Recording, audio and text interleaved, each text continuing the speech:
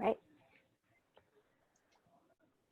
So Shannon and actually, I guess we can do introductions first. So my name is Stephanie. I work at the International Center at Tufts as the program coordinator. So just generally running events. Shannon? Hi, good morning, everyone. My name is Shannon Seaver. I work for the Tufts Career Center. My role is Associate Director. I do career advising for undergraduate students, and I also serve as the pre-law advisor. Hi, everyone. I'm Matt Casey. I'm the Associate Director of Graduate Career Services. My job is to focus on all graduate student career services for arts and sciences and engineering and SMFA. And thanks for coming today. Hi, everyone. My name is Heather Varney. I'm an international student and scholar advisor at the International Center. I primarily work with undergraduates in arts and sciences and SMFA, but I can help all populations, particularly with work authorization questions.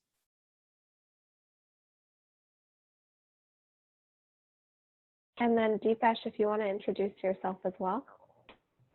Hi, everybody. I am Deepesh. I am a master's student in the Innovation Management program, and I also assist the International Center as a graduate student assistant. Great. So Shannon and Matt will get us started with a short presentation outlining some of the resources that are at your disposition in your job search.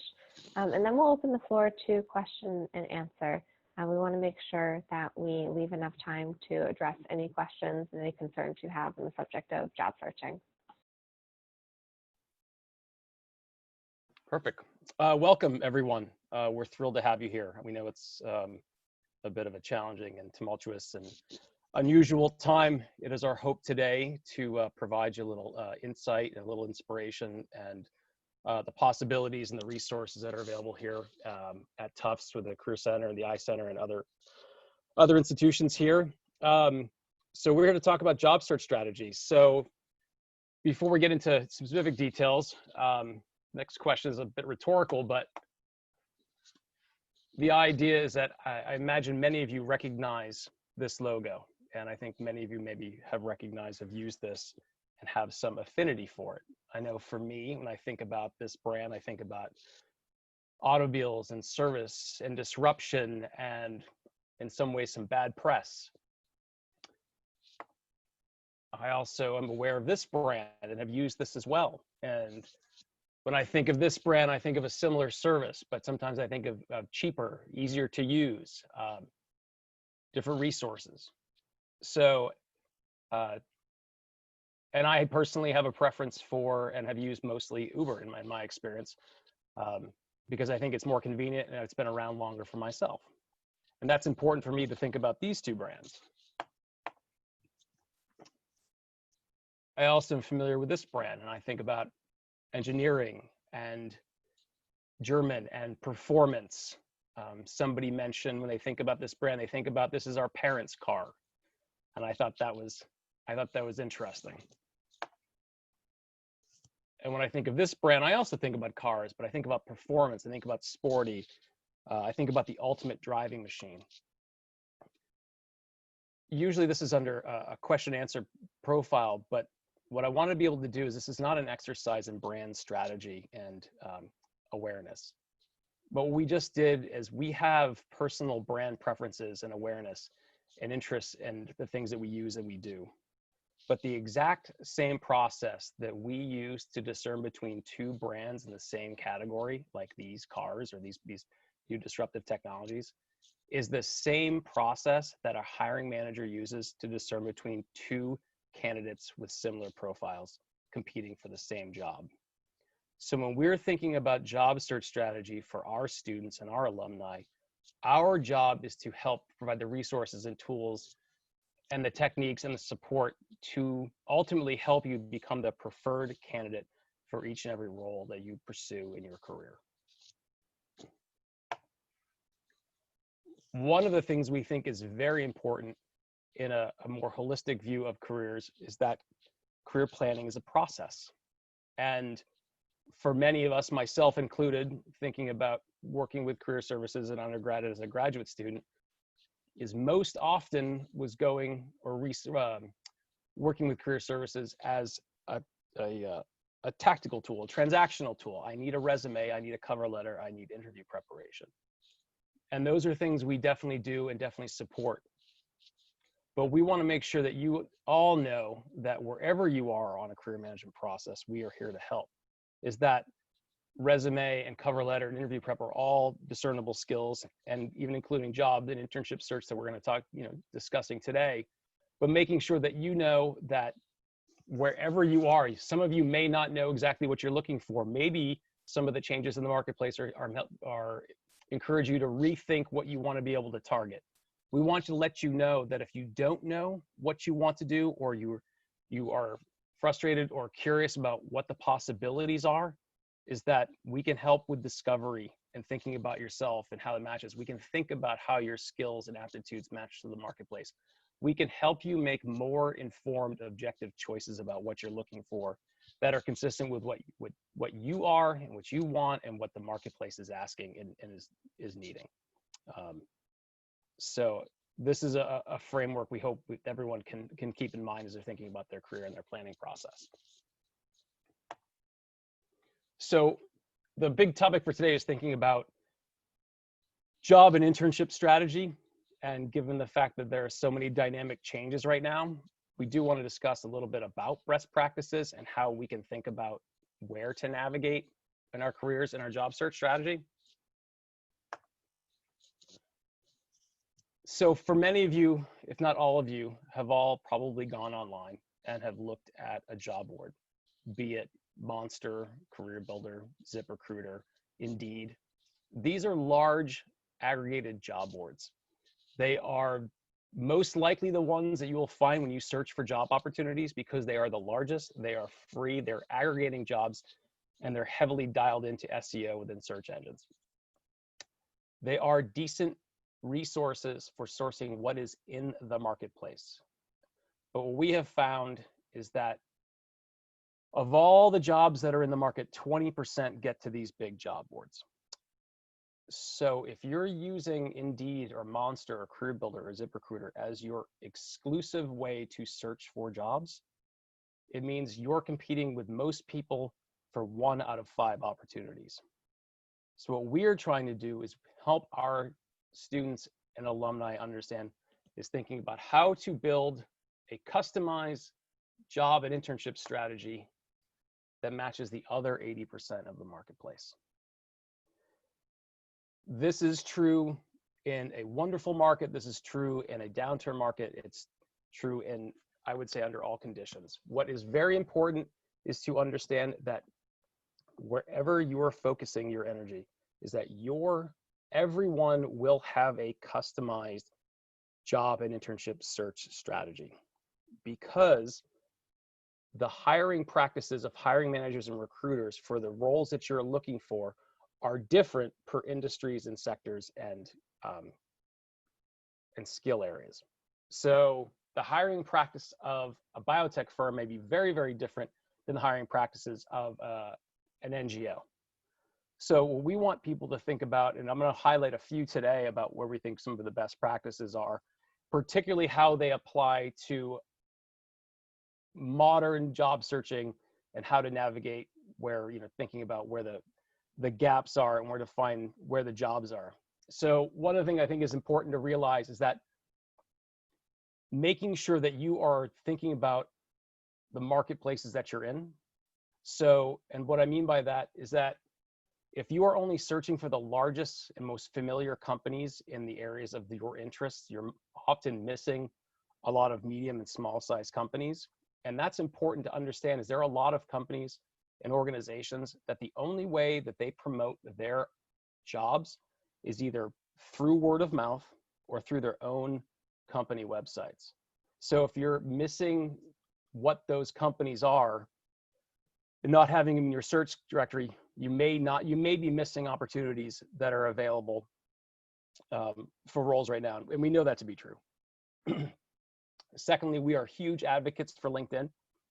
Everybody, we believe, should have a modern, updated LinkedIn profile. There are about 700 million people worldwide on LinkedIn and about 65 million jobs and internships. We're estimating about 100% of recruiters and hiring managers are using LinkedIn to either find, evaluate, or hire talent. And it's a must-have in a modern job market. But it is expensive to promote jobs on LinkedIn. It is usually $500 per month per job to promote. That can get very expensive if you have multiple roles or you have a budget constraints. So the idea is that if you're using LinkedIn as your exclusive resource for sourcing opportunities and jobs in the areas that you're looking for, you might be missing several other possibilities. One of the things that's becoming very important now, and for undergrads and graduate students, is we want to make sure that you are not the only person helping your career. I think it's important to realize that our relationships, our networks, our communities, and our constituents are people that can understand what we're looking for, can advocate for our brand. So we want to be thoughtful around career planning, especially now, is making sure we're leveraging our existing networks. And this is something that having been a coach and an entrepreneur have realized, is that oftentimes the people that are closest to us or the most familiar with our backgrounds, on our experiences, potentially our families, our friends, our colleagues, our faculty, classmates, are oftentimes the individuals that are least likely to know exactly what we're looking for in our careers, but they are most likely to advocate for us. So being mindful in this modern job market is that making sure, based on your personal comfort level, is that the people in your network potentially have a copy of your resume or your CV or a cover letter, or you're talking to them about what you're looking for, or asking them for connections and relationships in the space, because they're most likely to be thoughtful and engaged in thinking about you and your career in the current circumstances. We are also advocates for recruiters and placement agencies. And these are institutions that companies pay for these companies to find talent for them. So recruiters are often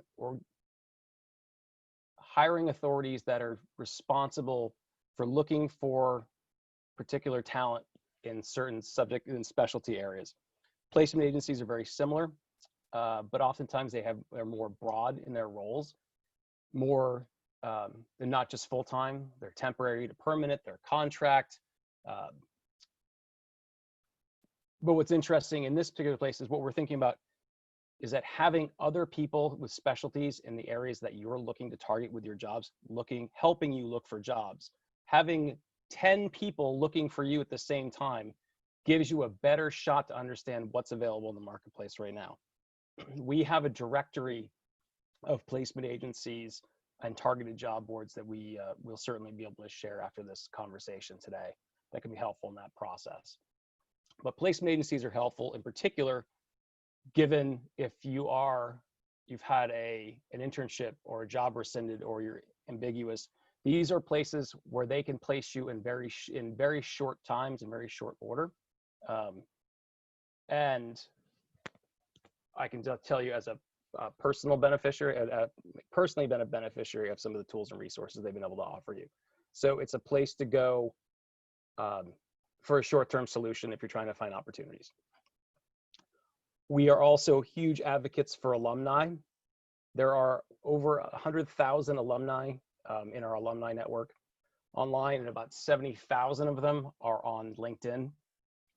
We are excited about the fact that we are building relationships with our alumni right now, and we have a Jumbos for Jumbos program where we are collaborating directly with our alumni to create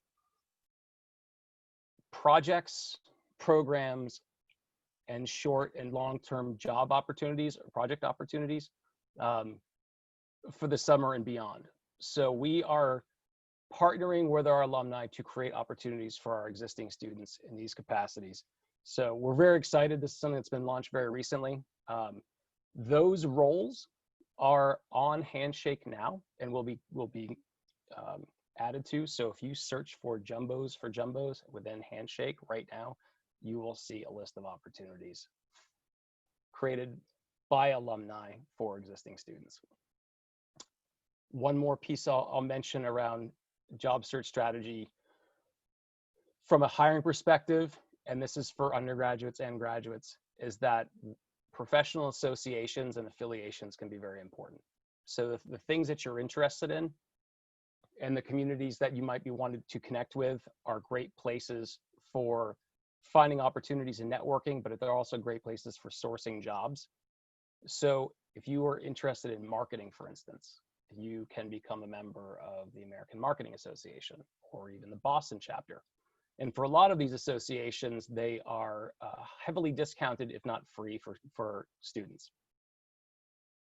It's very helpful because a lot of them have very active career sections and mentoring aspects to their programs. Recruiters and hiring managers do go to these places as a preferred source for talent. So because we know these are where the communities of people with the skill sets and the aptitude that we're looking for. So there's tons of variety. They don't have to be affiliated with ones that necessarily in your industry. I think it's helpful to understand. And one other thing I'll mention, and this is becoming, it was true 3 months ago, it'll be true now, is that the things that we're learning and developing in our programs at Tufts, the things that you may be the most qualified for right now may not yet exist.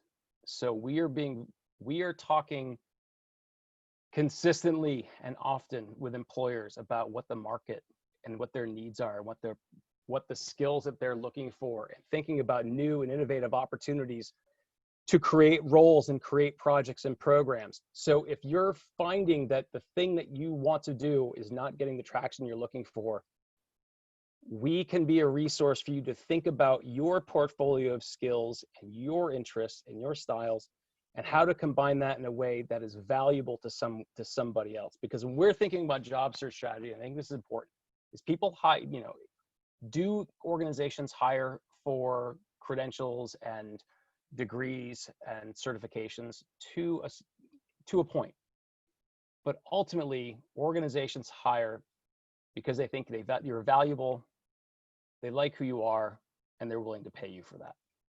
So understanding that particular framework gives us a lot of flexibility in thinking about what a job looks like and who's willing to pay for that. So from a career center standpoint, this is a tool, or at least a framework or way of thinking, is that, this conversation is more overarching, but our hope is that this will help inform any conversations should you want to have them with, our international center or with coaches here in the Career Center to walk you through your individual circumstances. So I was mentioning some of those big, giant aggregated job boards. We do have a directory of an online directory of opportunities for targeted job boards. So when I was mentioning sort of where the 20% of jobs are, this is these highlights of these opportunities. But we do have a directory of other roles and places too. And I think we have about 20 different markets and sectors. But for instance, here is a framework of several placement agencies in the Boston area. Most of these are national, but do have a local presence in Boston that you can reach out to now. We also have a directory of opportunities around freelance and contract and short-term and seasonal work. So thinking about where you can create value and who will pay you for the work that you do. These are a list of opportunities that you can find, and we'll make sure to be able to send this to everyone on the call today. They're all hyperlinked, so you don't have to go search for them. You should be able to click right on them and go find things that might work for you. We've talked about having a thoughtful, coordinated job and internship strategy, which is really important. We just want to mention that technology is a wonderful, wonderful way to source opportunities. We just want to make sure recognizing how the importance and the value of networking and building relationships as far as career planning is concerned. The reason why is that there are different metrics. What I read yesterday was about 70% of all jobs in the marketplace are a result of a relationship, not a technology. I think that may be a little high, but the message is still the same, is that you are more likely to land an opportunity through a relationship than with technology alone. And to give you a little bit of scale why we want to help you think about your network and building relationships, and the one element I'll piece together is that we as a career center, and I'm sure the International Center as well, is that everyone has their own preferred networking style. Not everybody wants to walk into a big giant room with a stack of business cards. What we want to make sure that you know is that whatever style that you prefer and feel comfortable is the right style for you and is a winning style for building relationships.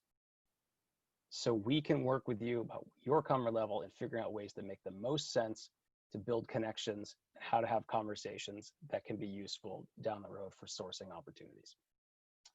So this happens to be a map of my LinkedIn connections. This happens to be about 6 or 7 years ago. This technology no longer exists, which is sad. But what it is, it's a visual map of all my connections and how my connections are connected to each other. And this represents about 1,000 people. And by the colors, you see clusters of communities. And this particular cluster happens to be where I went to graduate school. But why we think about networks and the power of tools that are available to us, things like LinkedIn, which is free, is how scalable a tool like this is the idea is that, given 1,000 connections in LinkedIn, if I want to be connected, if I want to meet somebody else that I don't know if I want to meet them through somebody else's secondary connection, by 1,000 connections, I have access to about 500,000 people. And if I want to get to a third degree connection, so through a person, through another person, I would have, at the time, I had access to about 11 million people. So we're not saying that you have to scale your LinkedIn profile and to build these network of connections, but what you start realizing is how broadly and how accessible the global community is through a technology like this, and that we can help you think about facilitating those conversations with your close networks and extended networks to build opportunities. And that we have tools and resources to help you make those connections. This just happens to be an example that was recently posted in a Business Insider resource online. And it is just an example of how you could reach out to an alum by email, make a connection. These can all be customized. But what we want to make sure is you realize is that all the things that we're sort of discussing today, we don't want you to start from scratch, and you don't have to start from scratch. So we have templates and tools and email formats like this that you can use to build and make those connections that work best for you.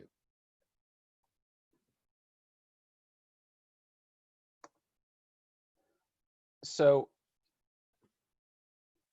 we'll get to a number of questions soon. I must imagine we all might have some about your own particular circumstances and needs, but we did want to make a few comments about job search resources that we have available in the Career and the International Center.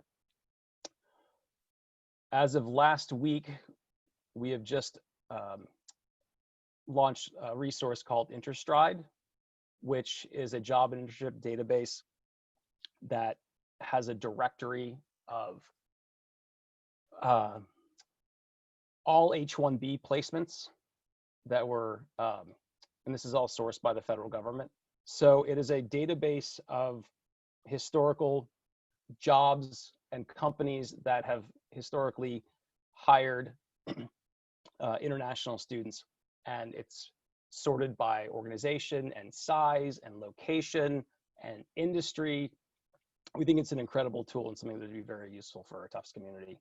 I mentioned Handshake and some of the resources available there. We also have a tool called Going Global, which has additional resources around visa and H-1B processes, but it also has job advice and a directory of job opportunities to be able to look for. And that's something you can source directly through Handshake in the resources section. And we also have a tool called Real World Ready, which is a platform of videos and insights around how to think about career planning and life management as a student here in the US. And we'll go through additional ones, but here are additional ones around job search and networking and relationship management and exploration. But ultimately, we want to make sure that, you know, all of you, I'm sure, have multiple questions. Job search is customized and strategic for everybody. We are here to help you think about yourself in those processes and to make sure that we are connecting you to the ideas and the roles and the opportunities that are consistent with what's available now. We know it's a trying and frustrating time. I think what's very helpful, and one of the things I'm most proud about with certainly from the Tufts Career Center, is how much experience our team has and how diverse it is, and how many of us have navigated volatile hiring times and placements. So I think there's a lot of an extensive amount of industry and professional and life experience that can be shared with our students and alumni. So we're grateful that you joined us today, and we'd love to be able to open this up to any questions you have. So thanks very much.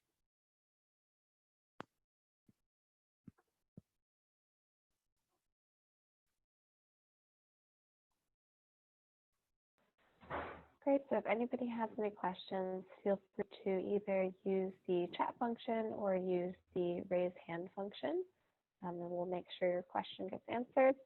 And then I do have a list of frequently asked questions that I can start going through if nobody has any immediate questions. So Matt and or Shannon, maybe you have already gone through this, but the platforms that you can use to apply for jobs. I think that was your last slide, right? The InterStride, Handshake. How do I know what companies are hiring?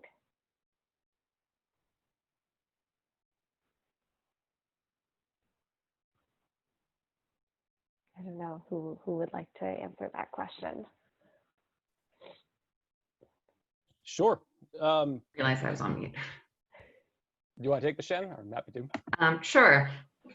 You know, as Matt's mentioned, you kind of have to pull out all your tricks. You know, so in regards to knowing what companies are hiring, definitely, you know, I think it's good to help or start with resources that we as Tufts students are privy to. So in regards to starting to identify companies that are hiring, I think, you know, definitely would be good to start with, you know, Handshake, Going Global, InterStride. Although times, you know, these are definitely unprecedented times, challenging times.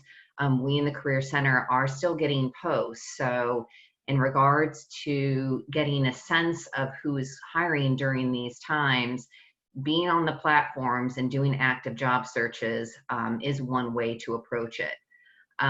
Also, just staying current through online news and media. You know, we've shared a couple articles on our tools and resources page, but every day there's new articles coming out, some that we'll also highlight in our e-news weekly.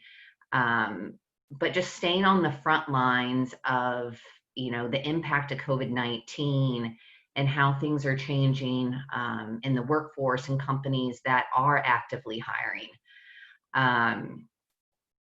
Most importantly though, and you've already heard Matt say this one of many times, and we'll continue to stress this during today's conversation, is networking.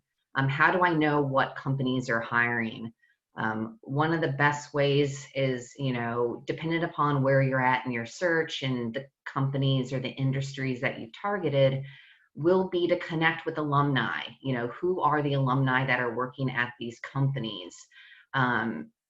There's multiple reasons for doing this, not just to respond to your how do I know what companies are hiring, but you're seeing this time as a way to start building relationships.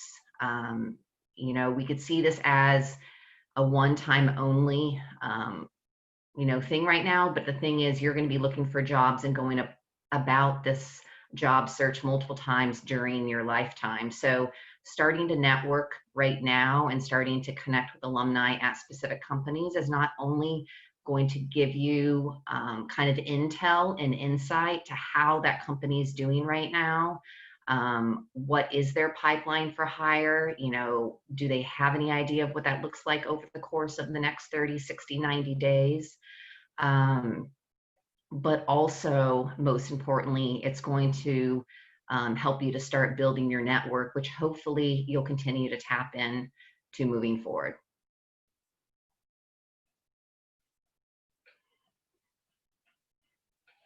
I know this question was brought up in the chat, but just for everybody's benefit, because I know it's going to be something that's on everybody's mind. The recent potential executive order. I know, Heather, you answered it in the chat. If you just want to say it out loud, just for everybody, I know we don't have much information, but just whatever we have. Yeah, so the good news is new information came out this morning, which clarified the president's rather inflammatory tweet from yesterday, which is actually good news for most of us. So it appears that the only targeted group right now is green card applications, which will be suspended for about 60 days with the potential for a 60-day extension after that.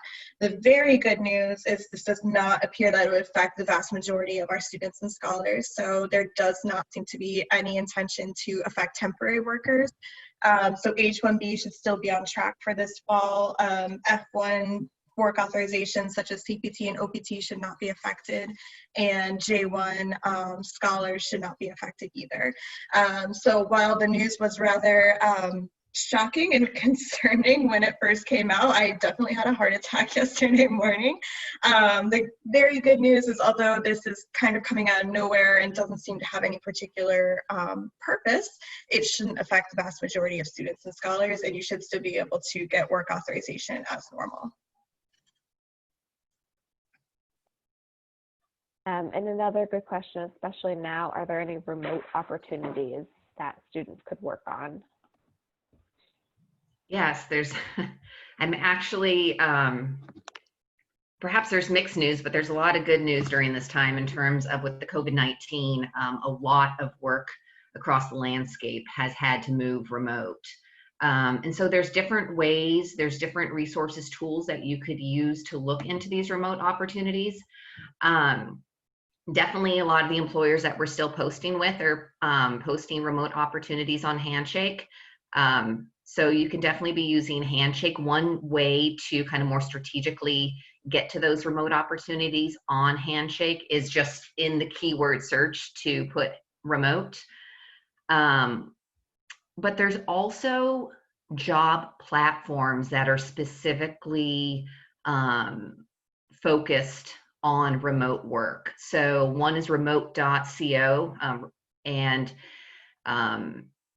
there's also within the list of resources that we're being made available, we put basically what are some of the main remote platforms out there for you to be using in your search. So there's a full list. But also think about the fact that so much work has gone remote. So even some of the traditional job search engines that Matt spoke of, LinkedIn, Indeed, all of those platforms are also posting remote work opportunities. So once you're in any kind of job search engine platform, such as LinkedIn or Indeed, you can input the words remote. If you want to get more specific, if you have a specific job that you're looking for, you know, whether or not it's data analyst or customer service, you could put, you know, remote from home customer service, and you'll get a whole list of opportunities. We also have been highlighting some articles, and we included those in the tools and resources. And one of them is 50 work from home companies hiring right now. So yeah, there's several remote, and I think that's a good starting point. I'm always going to link everything I say pretty much to connecting with alumni. So I think even if you are using these tools to identify remote opportunities, it would still be good to be cross-checking those companies with our alumni databases, such as LinkedIn, Tufts Alumni Community, and the Herd, because it's never going to hurt. If anything, it's going to benefit if you're not only applying, but you're also starting to build relationships with alum who work at those companies that you're approaching and targeting.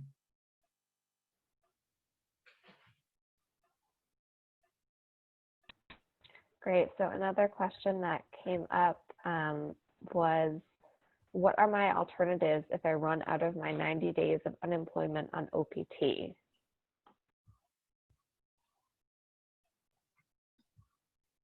Hi there, so I can start to address that one. So in terms of unemployment time on OPT, unemployment time doesn't begin to count until the start date on your EAD card. So I usually recommend, if you haven't applied for OPT yet, and you do not have a job lined up, especially in this kind of job market, is to apply for a late start date. So you can apply for the latest possible start date, which is 60 days after your degree completion date. When you apply for your OPT card and it comes with that start date on it, so let's say you're graduating in May, you could select a start date of July 15th. So 90 days unemployment time will not start to count until that actual start date. So the time between May and July doesn't count towards your 90 days of unemployment time. So I highly recommend, if you do not have a job and you're worried about the current job market, to select a later start date to give yourself an additional basically 60 days to keep looking for a job before the 90 days even begins to count. In terms of after the 90 days, as you start to get close to the 90-day employment deadline, if you haven't found anything yet, one thing that's important to know is that on OPT, employment does not have to be actual paid employment to count as employment on OPT, if that makes sense. So you can apply for unpaid internships, volunteer opportunities, short-term gigs, any kind of like contracts or consulting jobs all count towards employment as OPT, as long as they're at least 20 hours per week and as long as they're related to your major. So while looking for an unpaid internship is probably not what you have in mind for your, your post-graduation employment, in terms of maintaining status on OPT, this is a great way to be able to report employment and get that 90 days to stop counting, and to also get your foot in the door and get something on your resume, which might make it easier to find paid employment after that. So I do recommend, if you're starting to run out of time, instead of continuing to look for full-time paid positions, kind of traditional positions that you might be interested in, is to start opening up and expanding to the idea of taking on internships or consulting or part-time opportunities that might not be, a bona fide full-time employment, but still count as employment under OPT. And I'll just add to that too, just to kind of stress the importance of that flexibility and creativity that I think is really important during these times. I think a lot when I've worked with students in the past and I ask them how they're approaching their search, and they're like, what do you mean, Shannon? And I'm like, well, when you actually go into a system like Handshake, what are you selecting as your job type? And they're like, well, of course, Shannon, I'm looking for a full-time job. And although, yes, I think Matt would support me and say, like, yes, we want you to secure a full-time benefited position. But during these times, it's just really important to be flexible. And there could be, some somewhat fabulous or just like a good opportunity that falls under the contract or the part-time or the internship or the temporary or the remote. So I think during these times, it's just really important just to make sure, like, what am I looking at? What am I considering? Am I tapping all my possibilities? The temp, the different recruitment agencies. So, and I end with that because we actually have a recruitment agency, one that was listed on the slide that Matt mentioned, Beacon Staffing, that's going to be joining our team remotely tonight for a session for students. I think it's this evening at 4 or 5 o'clock. So I would just encourage to explore options and looking at recruitment agencies. Like Matt said, isn't it better to have 10 people working for you than one person working for you? So looking at different position types, as Heather has mentioned, but also, you know, the different support networks that you can kind of line up for yourself to support you in your search. So yeah. I just want to make one comment too. That's incredibly helpful. Is that the rules are all different now.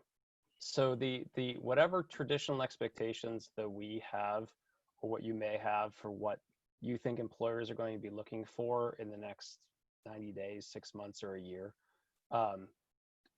are now unpredictable, because the idea is that with changes in the marketplace, with it being somewhat more difficult to find longer and shorter term opportunities, is that the expectation of whatever your next job is going to be is the same structure is not going to be as important. So if a traditional path isn't necessarily going to be the most important path now, so getting the next internship or getting the perfect right job out of your degree program, you know, finding, to Shannon's point, you know, being thoughtful, being flexible, being clever, being agreeable to a variety of ideas and options, you know, sort of navigate and get through this place, and the types of projects and programs and work to support. So if you are not finding the roles, the opportunities that working for you, what kind of projects can you do? What kind of skill development can you develop? What kind of volunteering can you work? What kind of personal efforts can you want to focus on? Because for a lot of this is that, you know, there are situations where finding employment may be difficult. So when you're thinking, you know, in the future about opportunities, you know, what is your story going to be to employers about how you served yourself and how you used your time in this time of crisis? And I think that's going to be really, so just being mindful of the fact that the same measurement, or the measurement you felt was how it would normally work in the marketplace, is that there's an entire generation of people that are going to have a different story for how to make those things places. And we think about that, and we're talking to employers all the time.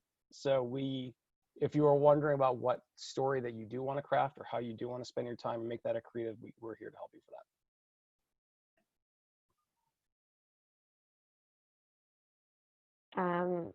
So another question is, if I already accepted a position with an employer, can the employer retract back their offer? Is that legal? Is that possible? Is that something that could happen?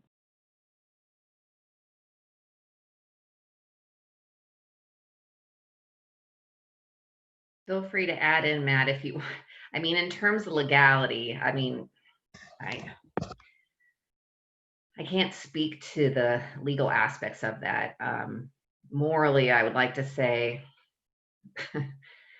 it's not too ethical, but at the same time, as Matt said, I feel like when it comes to how we compare today to yesterday in regards to recruitment, I mean, things have completely flipped on their head. So unfortunately, it can happen. It has happened.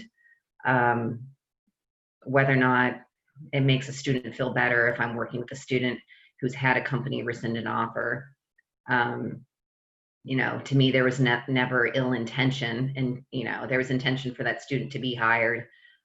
So yeah, it does happen. You know, we're encouraging students right now to work with the Career Center. We're trying to have students make sure they're informing us as soon as possible so we can meet with them and just discuss, you know, what are other strategy plans, you know, what are other options out there. You know, and as you know, I feel like there are opportunities. I think, as Matt said, it's like revisiting what you thought to be, like, you know, what was your plan and what are other ways that I can move forward where I still feel like maybe I'm not landing my dream job right now. I do feel like whatever that was, I do, you know, I think I would be ill-advising to say that you're going to land the exact job you envision that you were going to land. And dreams might be somewhat delayed. But I just feel like right now, in a way, there's a lot of opportunities, you know, based on the COVID-19. It's just, if you're interested in financial services, maybe you're looking at fintech. If you're interested in the health services and being on the front lines or doing lab to find, some cure, maybe now it's more thinking about how technology is supporting those different efforts and how can I get involved in other ways. So yeah, I guess that was a long answer to say, yes, this can happen. Please get in touch with our office and we can help you to start thinking about next steps and ways to kind of reshift your job search. Yeah, and I'll echo that as well. It's not personal. These are companies with extensive budgets and structures and are doing, I would say, probably heroic efforts to try to figure out how to maintain their staff and being incredibly creative about how to. This is the first time, and this is my third recession or third downturn in the marketplace, where I have seen organizations ask senior leaders to take extensive pay cuts before layoffs happen, and that's occurring. So this is such an unexpected time, is that it's companies are doing these things. They are, I think, I wouldn't say every company, but I'd say a lot of organizations are trying to make sure this is working out. But they are rescinding offers across platforms or putting them on hiatus or backtracking them. Just recognize the fact that it's not personal, but it certainly feels like it. And it's not a testament to your skills or your capacity for helping an organization. So we're here to help. Kind of going off of that question, what do I do if my job application keeps getting rejected? What should I take from that? How do I know why it's being rejected? What steps should I take?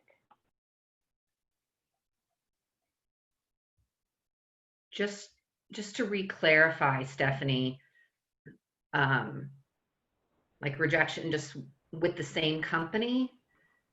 I would say probably different ones. So if I'm applying to jobs, maybe in a specific field, and I'm not getting interviews, I'm just getting, a thank you for applying. How do I know why my application is being rejected? Yeah, I mean, it could be one of many factors, and then we put the COVID-19 on top of that, and it could be a whole nother layer of variables.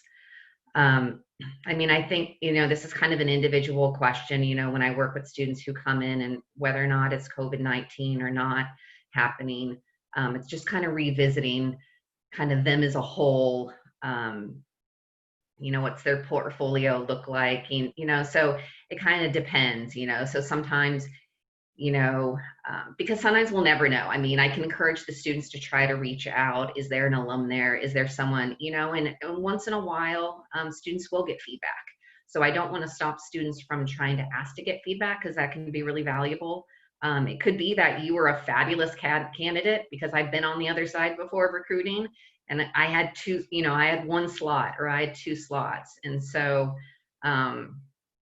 sometimes it is helpful to kind of hear and be like, yeah, we really, thought you were fabulous, but there's this one piece, we're looking for someone with a little bit more coding experience or whatever. So try to get the feedback if you can. But if not, then it's going to be a matter of working with the individual, kind of revisiting kind of their approach, revisiting their documents,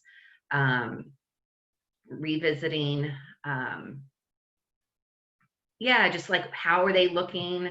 How, maybe they're only looking kind of in one area, and just kind of helping them to kind of broaden their scope of what they're looking for. Where are they looking? Sometimes students will say, well, Shannon, I want to work in finances, so I'm targeting financial institutions. And so then we'll kind of talk about, well, finance kind of takes place everywhere, so let's kind of think a little bit more broadly. But then you put the whole COVID cap on top of all this. And I tell students right now, I mean, it could be one of many things. As Matt has clearly said, a lot of these companies are like hunkering down. They're trying to kind of save what they have. They're trying to support their current employees. They're just trying to figure out day to day how to operate. And so even though they want to anticipate future hirings and maybe and all that, they're in the trenches right now. So I do talk with students about following up, but there might be a point where you just kind of let it go for a bit and kind of go on to kind of other pathways. Is there a certain number? Should you reach out 2, 3, 4 times after I don't know if Matt has a number. I don't really have a number, but I think right now it's important. As I was telling one student the other day,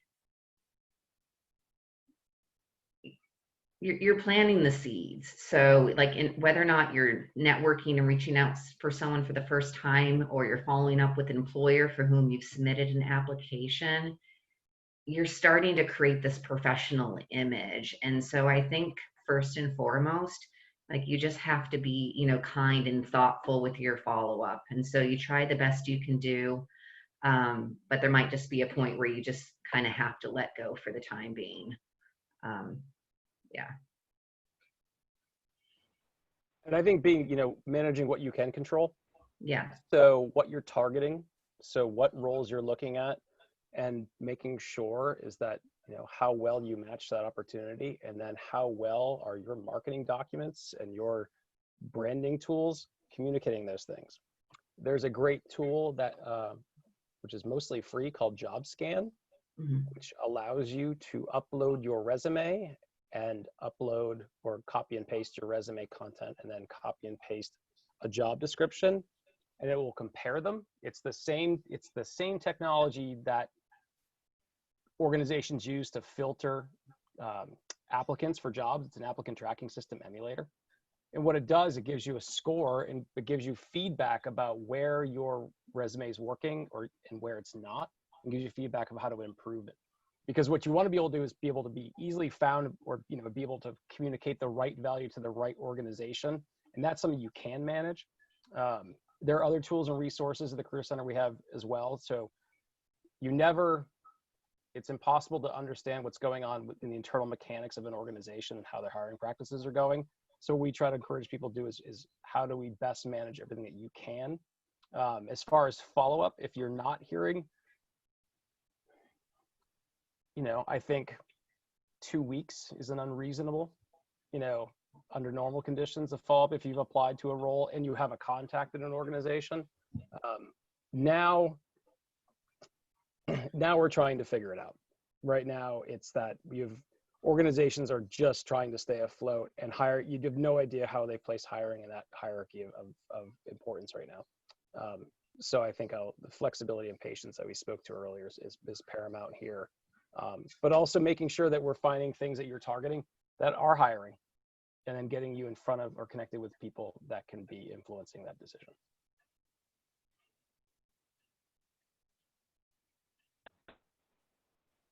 And then maybe one last question, unless we get any other questions from the participants. What skill sets, either now during COVID or in general, should students work on while no one is hiring or while they're applying to jobs? What are good skills to work on to make themselves more attractive as employees? Data analytics, writing and communication skills, project and program management, organization, detail management. So, there's a lot of data that come in the marketplace of what the skills that organizations are looking for. There's definitely hard skills, things you can do. Be able to source and manipulate information is important for everybody. And if you have technologies and tools, that becomes important. The ability to write and communicate for yourself or on behalf of an organization is a incredibly important and highly desirable skill for an organization. The ability to, for the same reason it's important for us to be able to build our resumes and our cover letters and our messaging strategy to best promote our value, organizations are trying to do the very same thing. But these are prominent skills, and it's one of the things that employers are demanding the most. So there are, those are examples of sort of premium skills that you can be thinking about and how to actually apply them in the marketplace. The ability to showcase and lead projects, demonstrating the ability to deliver on things that you've done before, those are skills that we look forward to. And if you all want to list, Matt basically just named all of them, but if you want to refer back, there's a great section on our website called Career Competencies, and it basically outlines for you like what are the key skills that employers are seeking here in the US. And it goes down, one of the big ones that I think it's really good for you all to know about is global fluency. So what are skills that are definitely being sought after, and what are skills that you have as an international student for you to highlight moving forward, incorporate into your branding and your talking points when you're connecting with employers and alumni. And the other, once again, because I can't not say connect with alumni and network. So the other outside of that too is to do everything Matt said. And then also, like, once you've developed like your target, like, are you wanting to focus on healthcare, e-commerce, or digital marketing? Is one great thing you can be doing right now, once again, is just connecting with alumni, using the framework that Matt showed you. We're hearing from alumni. Many of them are also cooped up in their home, and they're getting, even if they have loved ones, they're getting tired of those faces. So they want to hear from you all. And it's a great opportunity to not only connect, to talk about like where the jobs are and what they're envisioning for the, the next 30, 60, 90 days, but also to hear from them, like, where are your gaps? Like, what are you seeing now? Like, what are your needs? And then you're taking that data, and that will help you to also decide kind of where to spend your time with skill development. So it's just past 10 o'clock. And I think, did we say that we wanted to do an hour?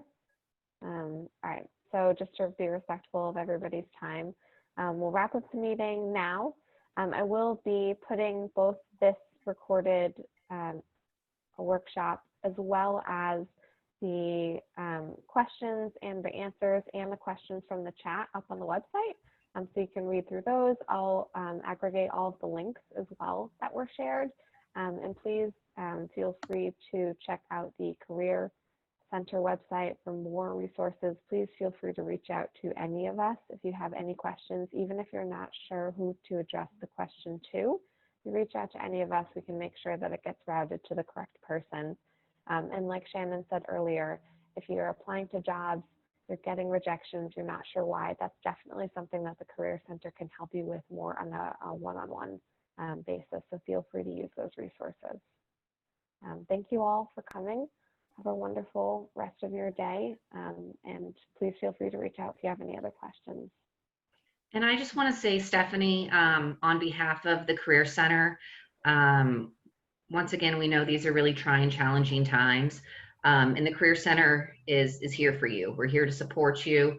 We didn't say this specifically, but we're still running our operations Monday through Friday. Anybody, you all can schedule appointments through Handshake.